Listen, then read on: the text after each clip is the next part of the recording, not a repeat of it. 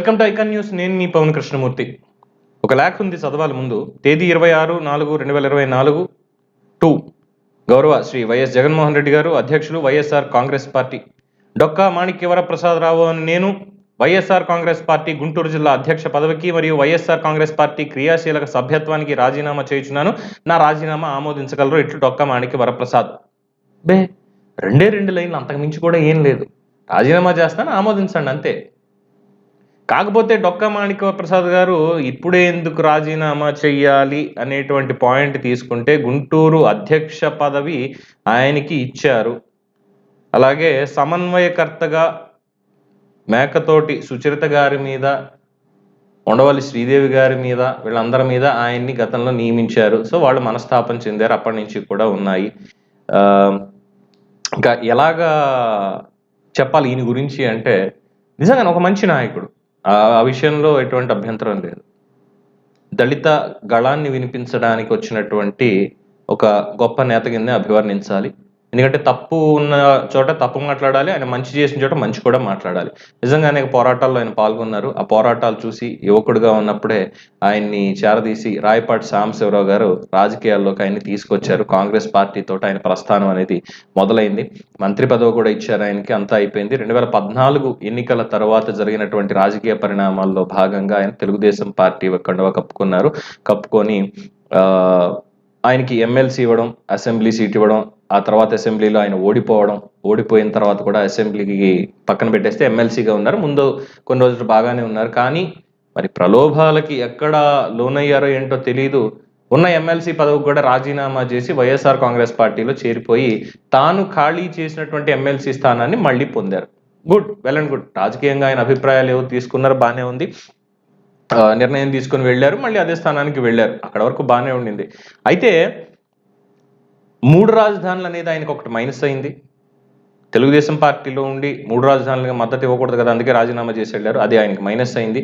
ఇప్పుడు ఏ పార్టీలోనూ ఆయనకి టికెట్ అనేది రాదు. ఆయన ఇంకా ఆదరించే వాళ్ళు ఎవరు లేరు. కేవలం ఏంటంటే ఒక పెద్దగా సూచనలు సలహాలు ఇచ్చేటువంటి ఒక స్థాయిలో ఉండి చేయడం తప్పితే ఆయన రాజకీయం చేయడానికి కూడా ఏమీ లేదు. అంటే ఒక ఉన్నత శిఖరానికి చేరుకునే క్రమంలో చాలా ఎత్తులు అధిగమించి వెళ్ళి అక్కడి నుంచి సడన్ గా కిందకి పడిపోతారు సారా, అదే పరిస్థితి డొక్కా మాణిక్యవరప్రసాద్ గారికి ఎదురైందని చెప్పడంలో ఎటువంటి సందేహం లేదు.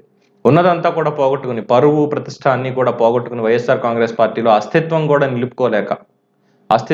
నిలుపుకోలేక చివరాఖరికి ఇక నా వల్ల కాదు అంటూ ఆయన రాజీనామా చేసి రావడం అంటే, ఆయన అభిమానులకి ఎంత బాధ ఉంటుందో నాకైతే తెలియదు. కానీ ఆయనకి మాత్రం లోపల ఎక్కడో కాస్త గట్టిగానే బాధగానే ఉంటుంది. ఏంటి నా పరిస్థితి ఇది, నేను ఎక్కడి నుంచి అసలు నా ప్రస్థానం ఎక్కడి నుంచి మొదలు పెట్టాను, ఎక్కడ దాకా వెళ్ళాను, ఈ రోజు ఎక్కడున్నాను నేను, నాకంటూ ఎవరు మిగిలారు.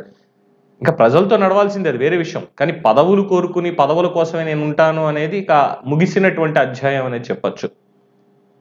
ఒక విద్యావేత్తగా నిజంగానే చక్కటి వక్త, ఆయన చాలా చక్కగా మాట్లాడతారు, దిశానిర్దేశం చేస్తారు. ఏదైనా సమస్యలు ఉన్నాయి, ఇగో ఈ సమస్యకి ఇటువంటి పరిష్కారం అని చెప్పడంలో కూడా ఆయన సిద్ధహస్తుడు.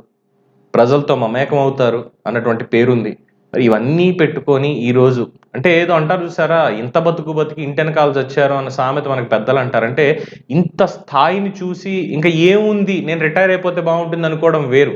కానీ అవమాన భారంతో, అంటే కనీసం ఆయనకి గుంటూరు జిల్లా పార్టీ అధ్యక్షుడిగా ఉన్నప్పటికీ వైఎస్ఆర్ కాంగ్రెస్ పార్టీలో ఎటువంటి నిర్ణయాలు తీసుకుంటున్నారు, ఎవరు అభ్యర్థులు పెడుతున్నారు, ఏ కార్యక్రమాలు జరుగుతున్నాయి, ఇది ఎటువంటి ఇన్ఫర్మేషన్ ఒక పార్టీ అధ్యక్షుడికి, జిల్లా అధ్యక్షుడికి ఇన్ఫర్మేషన్ లేకుండా మిగతా వాళ్ళందరూ పనులు చేసుకుంటూ వెళ్ళిపోతే ఆయన అస్తిత్వానికి నిజంగా మచ్చే కదా అక్కడ.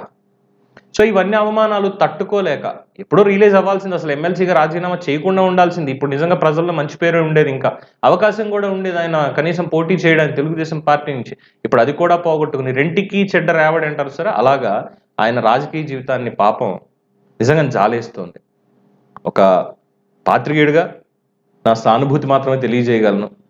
ఇంత మంచి పేరు తెచ్చుకొని అనవసరంగా చివరాఖరికి మచ్చతోటి ఆయన బయటకి నిష్క్రమించాల్సి వస్తుంది. కాబట్టి సో ఏదేమైనప్పటికీ ఇది వైఎస్ జగన్మోహన్ రెడ్డి గారికి, వారి పార్టీకి మాత్రం ఖచ్చితంగా మైనస్ అని చెప్పాలంటే, ఒక సీనియర్ నేతని ఇంత రకంగా మీరు అవమానించారు, ఆయన ఇప్పుడు పార్టీ వదిలిపెడుతున్నాడు అంటే ఖచ్చితంగా దాని ఇంపాక్ట్ మీ మీద ఉంటుంది అని చెప్పడంలో ఎటువంటి సందేహం అయితే లేదు.